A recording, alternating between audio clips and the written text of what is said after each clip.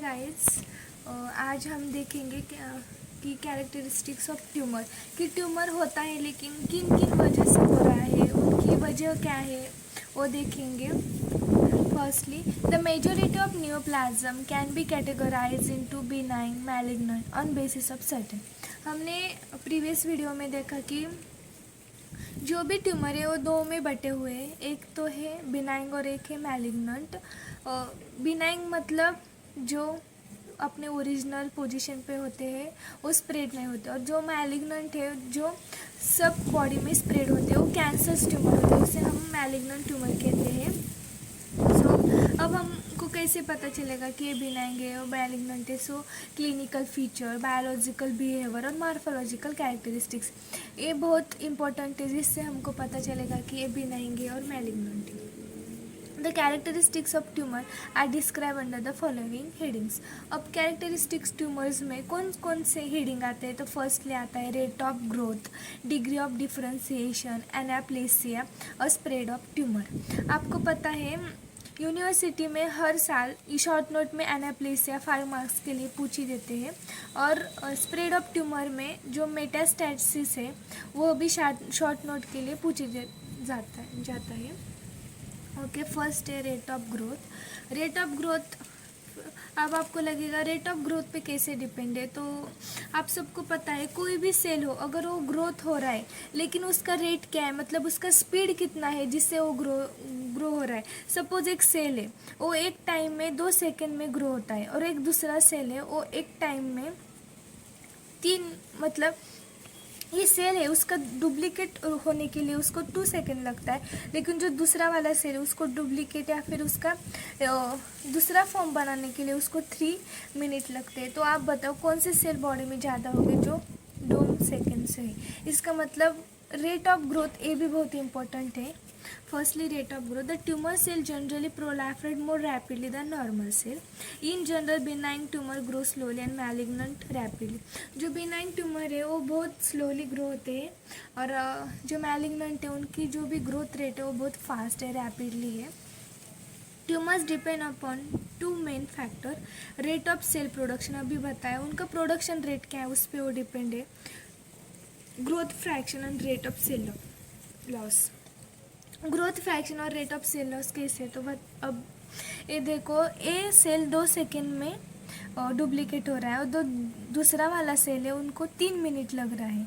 सो अब इधर कंडीशन क्या है? सपोज ए सेल 3 मिनट, फर्स्ट वाला ए देखेंगे, ए वाला जो सेल है उसको डुप्लीकेट या रिप्लीकेट होने के लिए 2 सेकेंड लगता है, लेकिन उनका डेथ रेट 2 ही सेकेंड है। लेकिन जो दूसरा वाला सेल है वो 3 मिनट के बाद डुप्लीकेट या रिप्लीकेट हो रहा है, लेकिन उनका डेथ रेट 3 मिनट होगा। तो आप बताओ कौन से सेल बॉडी में ज़्यादा रहेंगे?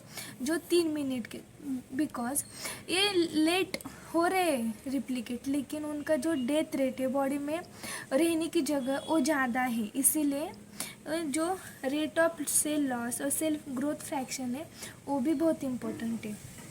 उसके बाद है डिग्री ऑफ डिफरेंशिएशन। अब एक एक हम देखेंगे। First, rate of cell production, growth fraction and rate of cell loss.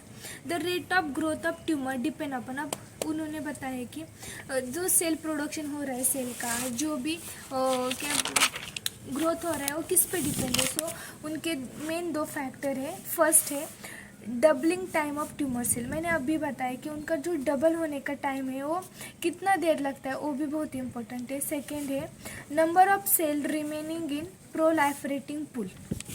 वही अगर एक सेल हो रहा है प्रोड्यूस, लेकिन उनका जो सेल में रहने की जगह है, सेल में रहने का जो टाइम है वो कितना टाइम है वो बहुत इंपॉर्टेंट है। उसके बाद है rate of loss of tumour cell by cell shedding, that is apoptosis. अब आपको लगेगा कि अपोप्टोसिस मतलब क्या? अपोप्टोसिस मतलब फॉलिंग ऑफ, ड्रॉपिंग ऑफ, मतलब एक पेड़ है, उस पेड़ की जो डालियाँ है अगर कुछ दिनों के बाद वो सूख जाती है, सूख जाने के बाद वो अपने आप गिर जाती है, गिरने के प्रोसेस जो पत्तियाँ नीचे गिरते हैं उसको हम अपोप्टोसिस कहते हैं। अब इसका एग्जांपल हम पैथो में कैसे लेंगे? सपोज एक सेल है, उनका जो लिमिट था डेथ रेट का वो पूरा होने के बाद वो अपने आप क्या बोलते हैं उसे, वो नष्ट हो जाती है, मतलब वही उनका एंड हो जाता है। उसे हम बोलते हैं apoptosis, falling of, dropping of. ये एक क्या बोलते हैं, अपने आप होने वाली प्रोसेस है, इसमें कोई भी नहीं। लेकिन इसके अपोजिट नेक्रोसिस है। जो नेक्रोसिस में क्या होता है, जो भी सेल डेथ हो रही है, सेल का एंड हो रहा है, वो सुसाइडल मर्डर केस में। कैसे बताओ, अब सपोज एक पेड़ है, उसकी डालें अभी सूखी नहीं, फिर भी हम उस पत्ते को जब कुछ हारों में लगाने के लिए वो पत्ते हम तोड़ देते हैं, उसी तरह। लेकिन वो अच्छी होती है, अभी सूखी नहीं होती, फिर भी हम उसे तोड़ देते हैं, मतलब हम उसका मर्डर कर देते हैं फॉर एग्जांपल। उसी तरह जो सेल है, लेकिन वो अभी अपने बॉडी में अच्छी है, लेकिन फिर इन्फेक्शन क्या कर देता है कि उनको निकाल देते हैं, उसको हम कहते हैं नेक्रोसिस। और उसका अपोजिट है अपोप्टोसिस। अपोप्टोसिस आपको समझ में आए ना, falling of, dropping of. For example पत्तियाँ पेड़ की जो सूखने के बाद अपने आप नीचे गिर जाती है। In general, malignant tumor cell have increased mitotic rate doubling and slower the death rate. जो malignant cell है उनका जो डबल होने का रेट है वो ज़्यादा है, लेकिन जो डेथ रेट है वो कम है। सो इससे बॉडी में वो सब तरफ फैल जाती है। Cancer cell do not follow normal control in cell cycle. If rate of cell division high but tumor not receive adequate nourishment, growth of malignant tumor then replicate pool in cell cycle. Suppose इन्होंने क्या कहा है कि suppose एक cell है, वो body में spread हो रहा है, लेकिन उसको नरिशमेंट नहीं मिल रहा। सपोज एक स्टूडेंट है, वो बहुत होशियार है, लेकिन उनको आगे पढ़ने के लिए उतना नरिशमेंट के रूप में हम इधर पैसे पकड़ेंगे।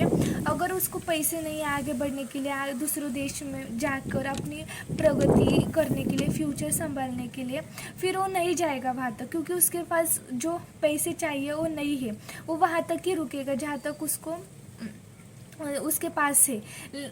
उसी तरह से जो ट्यूमर सेल है, अगर उसको बॉडी में कोई नरिशमेंट नहीं मिली तो वो वही में रुक जाएगी, डेथ हो जाएगी, वो आगे नहीं बढ़ेगी। फिर जो साइकिल है वो क्या हो जाएगी, रिफ्लिकेट हो जाएगी। देखो क्या कहा है, if rate of cell division high but tumour not receive adequate nourishment, growth of malignant tumours then replicating pool in cell cycle. Okay, इधर अपोप्टोटिक फिगर का दिया है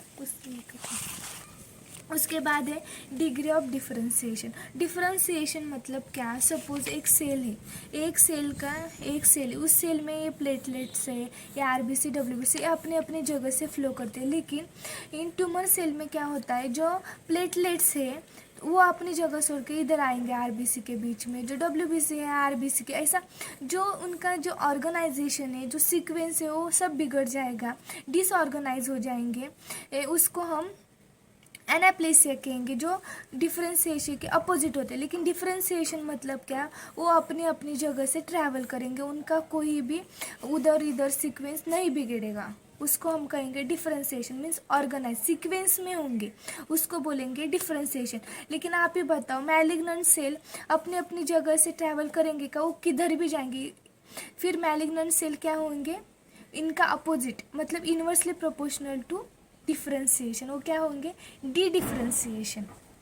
The rate of growth of malignant tumor is directly proportional to degree of differentiation opposite है किसका, differentiation का। क्योंकि आपको पता है जो मैलिग्नेंट ट्यूमर होगा वो कहीं भी आएगा, इधर भी आ सकता है, इधर भी। फिर ये सेल साइकिल सब जो भी ट्रैवल कर रहे हो सब उल्टा हो जाएगा, वो कहाँ भी ट्रैवल करेंगे। सो मैलिग्नेंट सेल ये डायरेक्टली प्रोपोर्शनल है किसको, डी डिफरेंशिएशन को, नॉट अ डिफरेंशिएशन को। Okay, poorly differentiated tumors show aggressive growth pattern as compared to well differentiated tumors. Some tumors slow grow may after some time, may suddenly due to protein growth, aggressive clone malignant cell. Important one, that is the epidermal growth factor, fibroblast growth factor, platelet derived growth factor, colony stimulating factor, hepatocyte growth factor. ये example है जिनमें growth factor होते हैं। Okay, इतना आपको समझ में आया। फिर आता है डिफरेंशिएशन को हम अभी डीप में देखेंगे, क्योंकि डिफरेंशिएशन एक अपने अलग से शॉर्ट नोट पूछी जाती है. So is define as extent of morphological and functional resemble of parenchymal tumour cell to corresponding normal cell. इसका मतलब है कि आपने अभी बताया कि डिफरेंशिएशन म्हणजे एक ऑर्गेनाइज में एक सिक्वेंस फॉर्म में. सो आप अब एक ट्यूमर सेल है, लेकिन उनका सीक्वेंस नहीं बिगड़ा क्योंकि वो नॉर्मल सेल जैसा बिहेव कर रहा है, तो उसे हम कहेंगे डिफरेंशिएशन. उनका sequence same as like normal cell जैसा होगा. उसमें भी 3 पार्ट पड़ते. एक है वेल डिफरेंशिएशन, पुअरली डिफरेंशिएशन और अनडिफरेंशिएशन. जो वेल डिफरेंशिएशन है ना, उनका structure same as like normal cell जैसा होता है, लेकिन जो पुअरली और अनडिफरेंशिएशन सेल है उनका स्ट्रक्चर नॉर्मल सेल जैसा नहीं होता. सो ये इसीलिए कहा है पुअरली, और इधर कहा है अन मतलब डी, मतलब ये होगा ही नहीं उनको जैसा, और डिफरेंट होगा स्ट्रक्चरली फंक्शनली नॉर्मल सेल से डिफरेंट होगी. कौन? पुअरली डिफरेंशिएटेड और अनडिफरेंशिएटेड सेल्स. ओके. अब firstly well differentiation. Well differentiation same as like normal cell जैसे होंगे. देखो क्या लिखा है. The structural and functions is minimal as compare to normal cell. Most benign. आपको पता है बिनाइंग सेल है, स्प्रेड नहीं होते, स्लो ग्रोथ होते, वो सेम एज नॉर्मल सेल जैसे होते, इसलिए benign. Low grade of malignant cell आएगा ही नहीं इसमें. और एग्जाम्पल क्या है? थायराइड फॉलिकल्स दैट T3 और T4, ये उनके हार्मोन है. उसके बाद पुअरली डिफरेंशिएशन और अनडिफरेंशिएशन दोनों को मिलकर एक ही दिया है. Poor structure function resemble to normal cell, और इसमें मोस्टली मैलिग्नेंट सेल होंगे, और उसको कहते हैं एनाप्लास्टिक. को हम आगे देखेंगे. देखो उसके बाद है एनाप्लेसिया. आपको ये शॉर्ट नोट में पूछी जाती है, नोटें लिख के रखना. अब आता है एनाप्लेसिया. एनाप्लेसिया का मतलब क्या है? सो एनाप्लेसियम डिफरेंशिएशन के अपोजिट, मतलब जो सीक्वेंस है ब्लड फ्लो का वो डिसऑर्गेनाइज होगा, उसमें कोई सीक्वेंस नहीं होगी, कोई भी कैसा भी ट्रैवल करेगा. Okay. Lack of differentiation, irreversible change. Feature of malignant tumour का फीचर है depend upon degree of differentiation. Poorly differentiate malignant tumour have high degree of anaplasia. जो पुअरली मतलब डिफरेंशिएशन में जो, अब आपको पता है फॉर एग्जांपल एक बहुत बड़ी कोचिंग क्लास है, उस कोचिंग क्लास में एक टॉपर्स की बैच है और एक सिंपल बैच है, लेकिन जो टॉपर की बैच है उसमें जो सबसे कम वाला मार्क्स वाला स्टूडेंट होगा वही अगर सिंपल क्लास में आएगा वो उस सिंपल क्लास का टॉपर रहेगा, क्योंकि वह टॉपर में वो थोड़ा सा वीक है, लेकिन जब वो वीक वाले स्टूडेंट में आएगा तो वो खुद टॉपर बन जाएगा. उसी तरह जो डिफरेंशिएशन में पुअर है लेकिन वो एनाप्लेसिया में क्या होगा? टॉप बन जाएगा. सो क्या लिखा है? Poorly differentiated malignant tumour have high degree of anaplasia. Okay. This feature are as follow.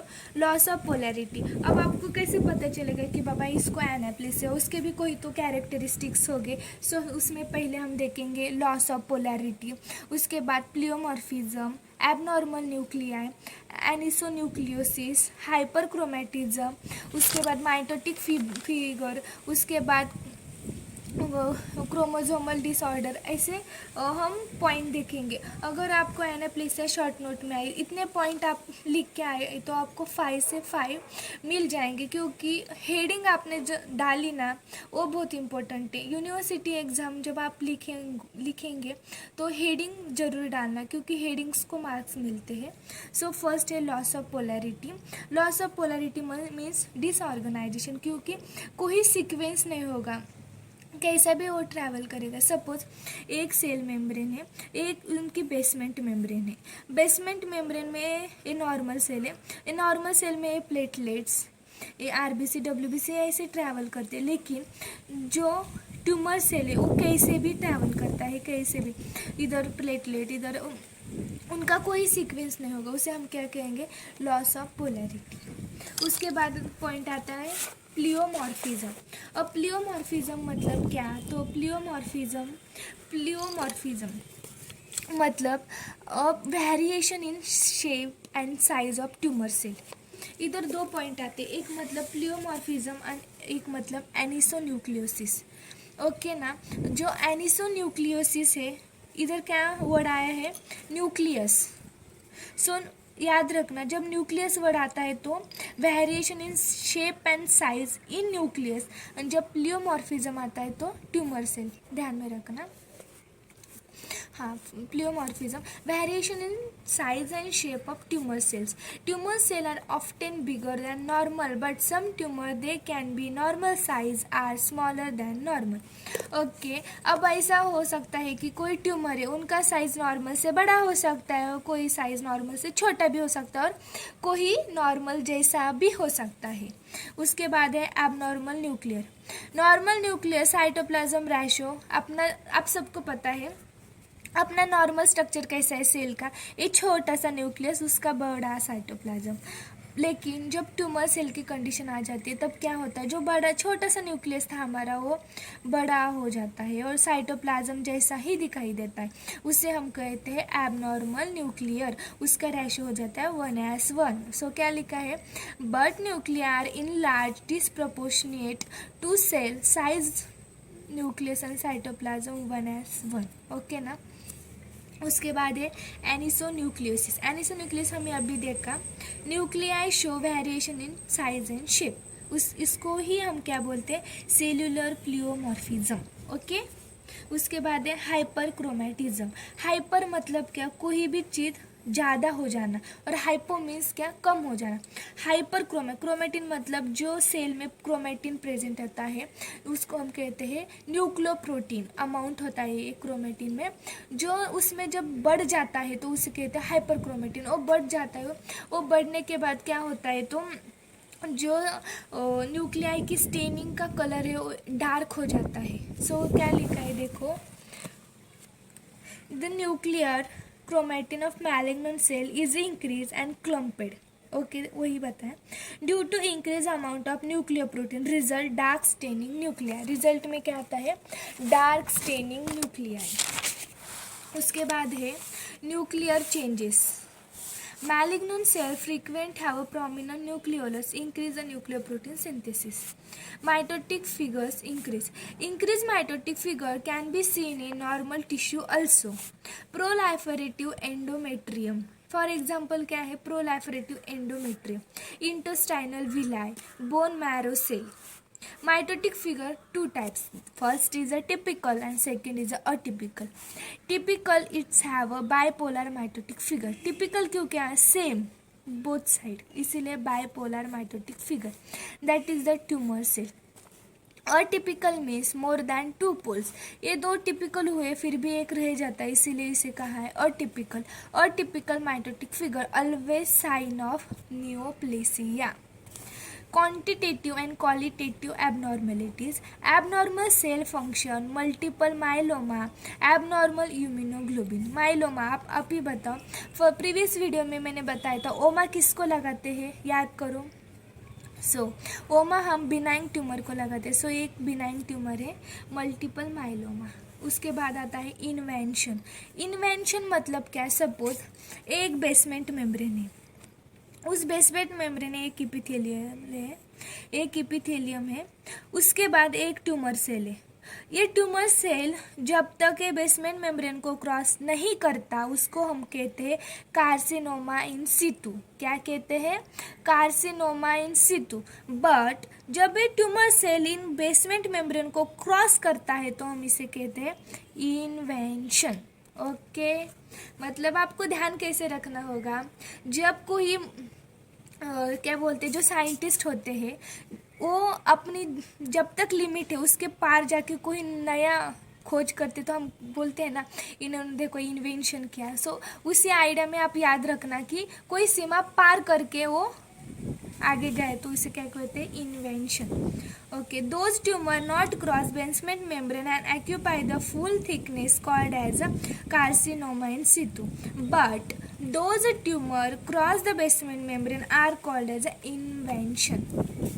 Okay, और लास्ट 10 पॉइंट है 10th नंबर का, Chromosomal abnormalities. All tumor cells have abnormal genetic composition and division. They transmit the genetic abnormality. Show DNA aneuploidy. Example: Burkitt's lymphoma, acute lymphoid leukemia, multiple myeloma. So ये थे anaplasia. So आपको video अच्छी लगी तो like, share और subscribe करना. Thank you. और आगे की वीडियो भी देखना जो भी बहुत इम्पोर्टेंट है. उसमें मैं पढ़ाऊँगी कि स्प्रेड ऑफ ट्यूमर क्या है और वो कैसा स्प्रेड होता है बॉडी में. वो भी यूनिवर्सिटी में 10 मार्क्स या 5 मार्क्स को पूछे जाते हैं. So thank you.